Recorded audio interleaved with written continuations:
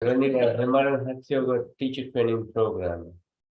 So there are some of my dear students who is here. Some of them, somebody may have a question which is about to be asked. So,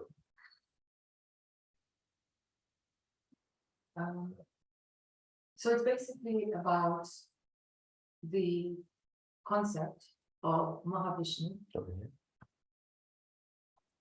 So you have to come in the camera, but sit down, that's fine. So I have to smile there. Yes, it's fine.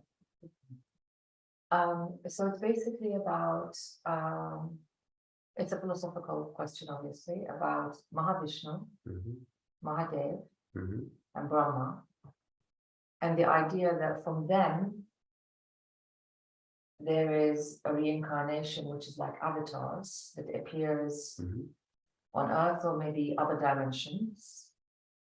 So my understanding is that Mahavishnu is the supreme godhead that never dies. That is God present. never died, otherwise will not be classified as a God. Exactly. So then the avatars or his other parts of himself that is in charge of different parts of the universe. Not in charge, not part of himself, but is a manifestation of many elements of itself. Right. These, you were talking earlier, they transform and they go back to the source, which is what we call Mahavishnu. Just to understand what is Mahavishnu and why there is sometimes confusion with Brahma, not Brahma, but Brahman and Brahma. When I'm reading some texts, there's sometimes some confusion. It appears like the godhead is Brahman, not Brahma. Brahma is what comes out of Vishnu. And then in some other texts, they say, but Mahavishnu is actually the godhead. It's the subconsciousness. So what happened, depending the text you are reading, if this text is related to the Advaita Vedanta, or non-duality concept, they will not, they don't have a duality concept.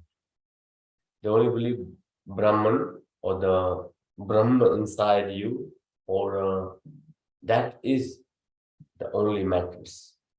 There is no other God. The God is you yourself.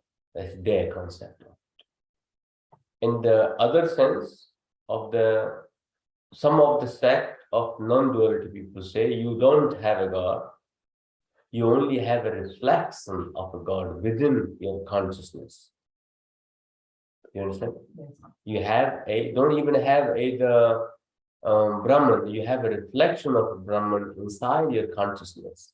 It's like they sometimes give the example, you have a consciousness that is like a water, and the pot is your body. When the sun reflecting in the water, it may appear the sun is in the bowl, in the water, you can look at it very clearly, but actually sun is not in the bowl of water. Sun is only reflecting in the water. Does that make sense? Yes. So one possibility, your whole body is basically totally an illusion. Yeah. You have a possibility of from one point of view, that you have no God inside you, but you have a possibility to clean your consciousness, clean your awareness, clean your mind, clean your senses. So the reflection of God can appear within you. So you become the mirror to reflect the God through you. Okay? Does that make sense? That is the one philosophy. Other philosophy is everything that you see and perceive is absolutely total an illusion. You are, even your body, an illusion that is not real, that happens. It's constantly changing the form. Every thought are illusion. Everything you see is your own projection. That some of the Buddhist teachings, as well as modern science, have confirmed that. Yes. Because whatever you see, it is totally an illusion. It is all your own projection. Matter does not exist. Only energy exists. And the manifestation of your idea of that matter, you can call it an object, a relatability of your senses, if you like it or not like it. So there's one philosophy of it. Then the literature text of Dvaita, not Advaita, Dvaita, they say that you have a possibility to merge into the Mahavishnu. There's one segment of the Dvaita Sakar. So you pray, for example, you get mercy of divine being, or Mahavishnu, whatever God you are praying to. Then when you leave this body, your energy, the Jivatma, all your energy transcend, depending on your vibration, depending on the level of your consciousness and awareness, to the point of the whoever you were worshipping, whoever you were praying, and arrive to that vibration, the frequency level of the loka of that divine being, and you stay there. And there's the earth loka and the bhuloka. Then you go other lokas and their lower lokas as well. Lokas of reality. Reality and not illusion made in in a different realm of it. They are meta universe concept. Loka equals meta universe concept. Right. So then you arrive into the different universe and the different loka, and you stay there. You may have a different lifestyle with less discomfort, less pain. You may have a less bodily suffering that you suffer on Bhuloka, which is a earth dimension of this world. And some Dvaita also practice. They say you don't go, you go from here, you merge, you become one with the divine being. You don't want to meet the God. You don't want to be in service of God. You want to become one with God. You understand? You want to become one with God. And similar philosophy also applies with the Advaita practice, but slightly different. There is a God concept, there is only energy Brahman concept. So remember, every religious concept, okay, every God or definition of God, whichever way you can see it, is to give you a quality understanding. So you are working to purify your consciousness, purifying your mind, and developing awareness of non-judgment, samatha, which is equanimity, you understand? And infinite compassion, not selective compassion, infinite compassion, infinite kindness, not selective kindness, and prasad means never to walk away from karma. People say the moment you become a spiritual, you are no longer doing karma. Yes, you are always doing karma. But only difference is you are not attached to the outcome of the karma. You have not renounced the karma, but you have renounced the outcome of the karma. You understand? So it still happens to you, but you don't react to it.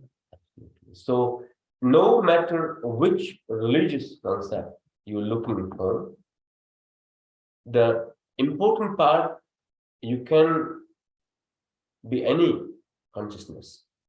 You can be a Krishna devotee, you can be a Shiva devotee, you can be a Brahma devotee, you can be a humanity devotee, you can be a Kali devotee, you can be a Durga devotee, you can be a Christ devotee, you can be a Buddha devotee. Doesn't make absolutely no difference. Your devotion is not going to take you to the omnipresence or back to Godhead or to the transcendental being till your own consciousness is being transformed, or you become aware of your Chetana and have created a possibility of your mind in awareness of samatha, infinite compassion, infinite karuna. The karuna is compassion, and the kindness. Prasad is not given up. So the four qualities are very important. The Brahma, literally, four head of Brahma, they all represent the different masses coming out of each mouth. So these are the four Brahmas head. Your Purushas, Virya, Karuna, compassion, Maitreya, infinite openness, then kindness. Okay. So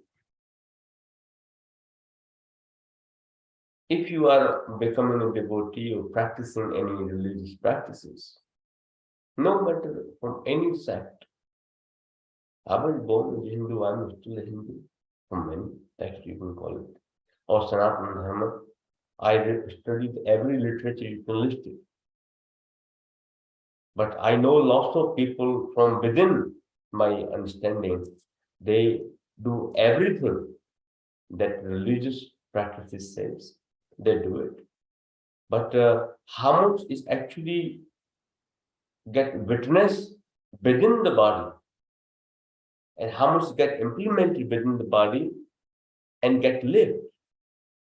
You can know a millions of things, but till you have transformed yourself or have aligned your thinking to allow the practice that you believe to create any level of change or transformation, dharma is not something that you believe. Dharma is something you wear, something you live. You understand? If there is anything I can believe in, oh, compassion is like this, and kindness is like this, and kind person behave like this, compassionate person behave like this, oh, that's what Purushartha look like, that's what the karmas look like, and that's what the non-judgmental look like. Yeah? But none of them is there. You have to have Shraddha, infinite Shraddha, devotion,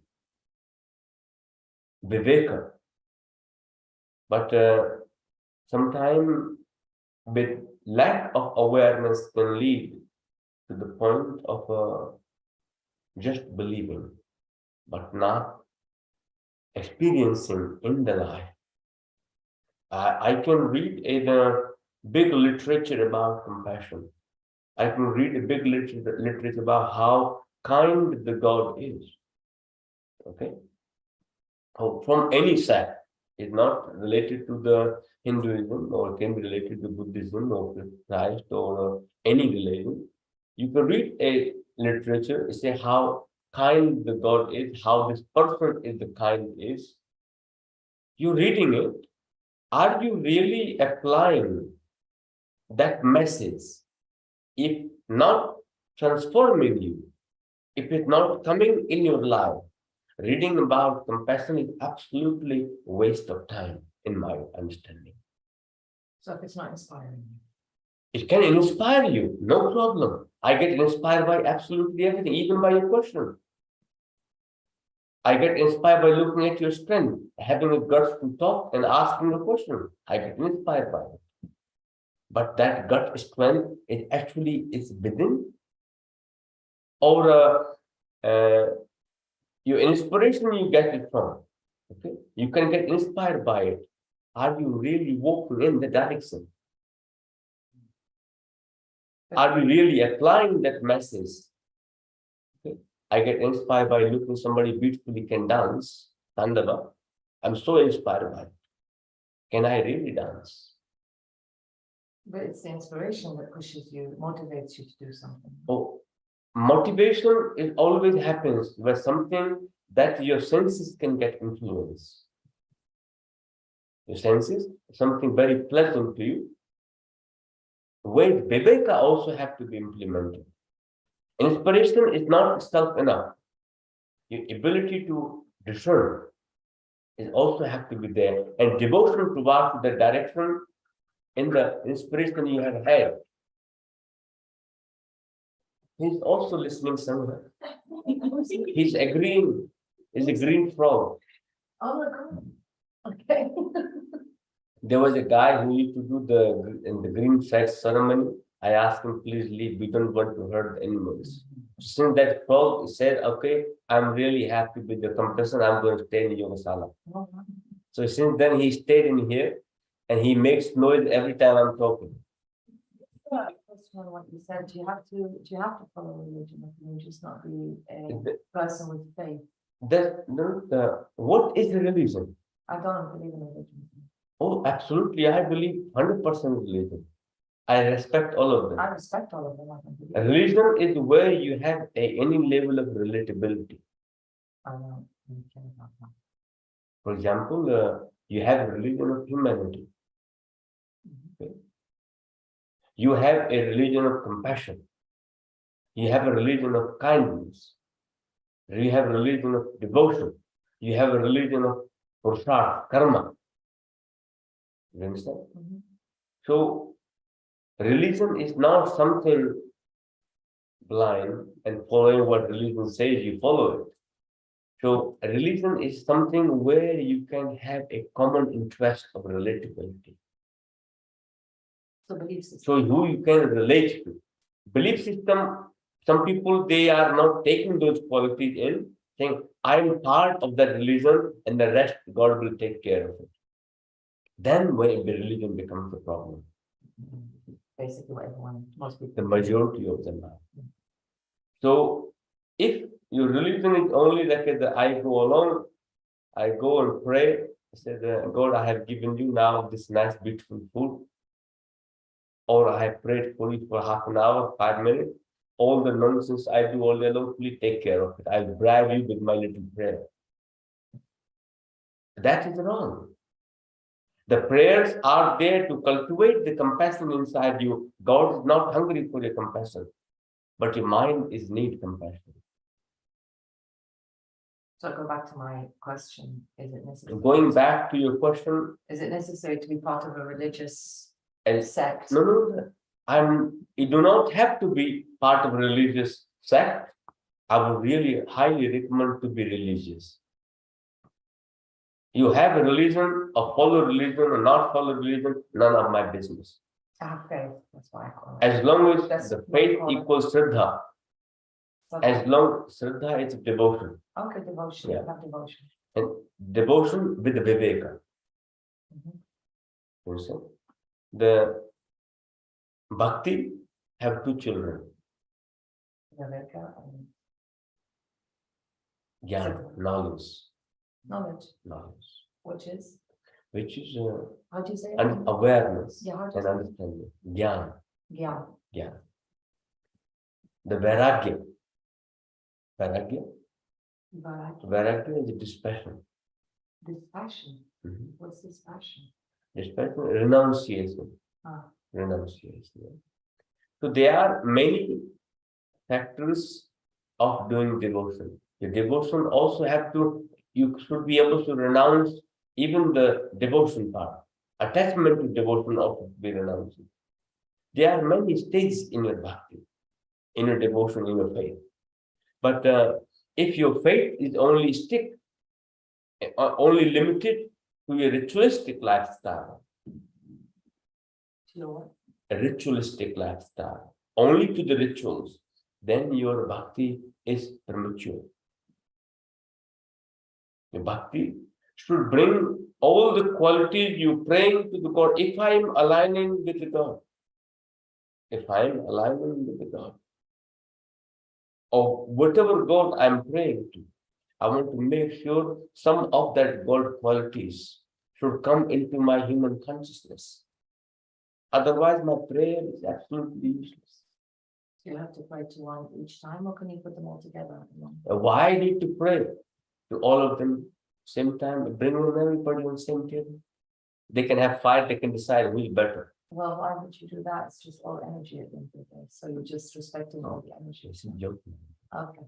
I wasn't sure. I never know. So remember, They all have a fight with each other. let them fight. They're complete. And I will only fight. I will only pray to the Supreme Personality of Godhead. And when everybody surrenders to it, let them make a decision. There are many fights happening between demigods, and not one time. There are many stories about it. Mhm. They are not still ready who is greater than who. But Mahavishnu is always greater. So, which is basically the pure eternal energy of entire many universes, not just this universe. Energy, you think only this universe? There are many universes, same energy in different places. And different, and the same godheads in Just only one God. There is not many sorry, gods. the energies of Energy is just only one. There are not different energy no, of but you're saying there's multiverses, and every multiverse there's a Brahma. yeah, Is there also Vishnu, but not Mahavishnu. not Mahavishnu, but there's also Shiva, or Shiva Absolutely. one? They get all of destroyed, them? they get destroyed too. Every local get destroyed, every universe get destroyed time to time. But it's They have a lifetime to it. it's Shiva that does the dance of the Mhm. beginning and the end of the universe, right? Mhm. So then how would So you get? if you ask a Shiva person, they also Shiva is the good. If you ask the Vishnu person, Vishnu is the great. If you ask the Brahma person, Brahma is the great. And I believe all three of them great. I'm not interested. Yeah, fine, but No, I'm saying my definition. yeah, All three of them are great. I say I'm not really interested. I'm interested if I can get all the three qualities in me and I can do all of them. mhm, That will be my interest. right. So I'd like to know how their energies work. Energy work. See, I give you example of what is the nature of Brahman? Creativity, Mm, intelligence. I described to you mm, earlier. mm. What is the message of Brahman? Okay. Purusharth, karma. Brahma talks about. The Brahma talks about compassion, kindness, karuna. The Brahma talks about your kindness, compassion, and the prasad. Forgiveness. Forgiveness is irrelevant. You don't need to forgive anybody. The only person you need to forgive yourself. For not being connected to yourself. Lack of engagement with own self, lack of awareness of own self. That's what one person needs to forgive. Most problems happen when a person is not aware. Okay. So Vishnu, taking care, compassionate, karunati, very calm, chill person, not affected by anything, no matter what happens. This is image of Vishnu. Yeah? Vishnu is laying in the ocean of milk with the snake called up. Even the goddess of the richest wealth in the world, Lakshmi, is massaging his feet. Yeah. And he had a snake over his head, but he's still unaffected, completely relaxing in the yoga nidra. Can you imagine if somebody gets a little bit power, a little bit of money, what happens? Ego comes along and always fear that somebody's going to take that wealth away from me. That is the natural instinct. Yeah? But Vishnu is not affected by it. Even the wealth of the entire universe is sitting in his feet, but not affected. He's still in himself, completely seated, totally calm. Okay? And no fear at all. The snake is on his head, no fear. These are the qualities of Vishnu. Shiva, completely transcending himself, meditating, but same time full of power, can destroy anything. Tamas, the ego, the nature. You understand? So how these energy work? We have all three of energies inside you. Are you ready to cultivate them? That is absolutely up to you. If you can get all three of them inside you, you have perfect balance of Pradev within you. three divine energies, you have a possibility to manifest them inside you. Or you can talk about them every day and pray to them every day. Nothing is going to happen. If you're not able to accept your Siva Tattva, not able to accept that you have, most people don't even accept they have a problem. They have a tamas inside them. Do you understand? They're always in denial. Till you accept your tamas, you don't create a possibility for transformation. So, Brahma, Vishnu, Mahesh, all three of them can reside inside you. But are you ready to cultivate those energies and make yourself available? Remember, I told you previously, your consciousness have to be clean enough so the reflection of God can reflect within you. Do you understand? So our consciousness is so convoluted, not even aware of the body, never mind our subtle body, never mind our subtle consciousness. We are not even aware of the physical body. That's why we practice in asanas, no? To become physically aware. So when you are connected, your consciousness is clean, consciousness is awakened, and consciousness, your body is awakened, your consciousness awakens up. And then depending on what kind of reflection you would like to happen in that consciousness, you become aligned with that consciousness. And it resonates to you. That resonates to you. You can become you can see sometimes like if somebody start worshipping devil, if there is such thing, I don't really know, I haven't seen any yet. I can watch, there are a lot of them, but demons. yeah, you can call it demons or It's not, there's no demon. Oh, they are demons. Inside you, demon. I have a possibility to be demon. Everybody has possibility to be demon. If that's you can never deny the possibility. That's the only point. You can never deny the possibility. Because I have not witnessed inside me, so I can't see one. Oh, okay. You understand? My interest is not you, my interest is only me. Yeah. Okay. So I can't judge you. So there is possibility. All it needs. I think last week I told the story about demon does not hurt anyone. Remember, they only hurt themselves. If the demon inside you arises, demon nature, who is actually that hurting? First, it hurts you. Then it may reflect to other people. You understand? Do you really want to open a doorway of questions right now? But I have somebody else asking me a question. Let me I see. think we should just stop that then. No, you just. I don't know how long it took, but there's somebody have asked one question.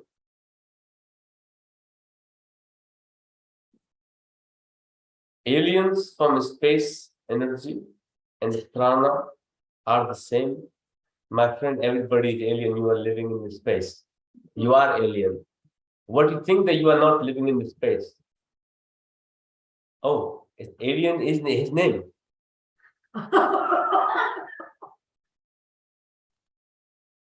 No. Alien is person already alien, then I am also alien, my friend. Okay, asking a question about is aliens from space, energy, and prana are the same. Prana is also exist in space, so it's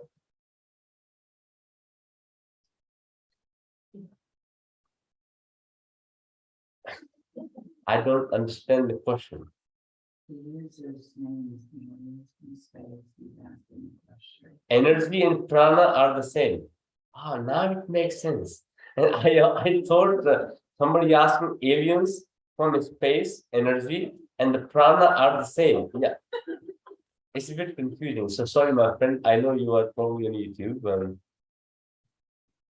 Energy and the prana, exactly, yes, they are same. But prana is a manifested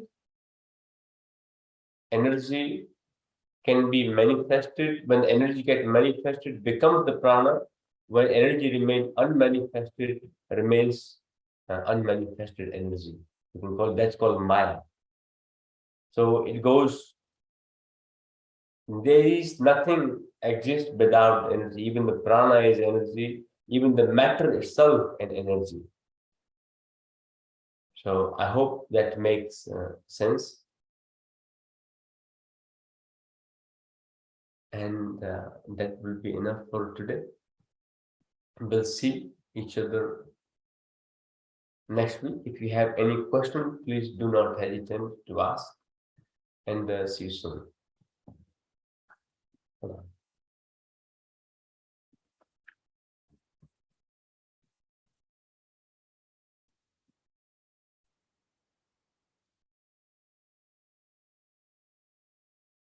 Thank you. Now I see the question. It's so funny. His name was Yeah, it's like what planet are we on talking? Sound, I don't know what that was, because it's not, it was on. the raw saying sound off. Yeah. It was on. Apologies, there's technical problems can happen. Thank you, everyone.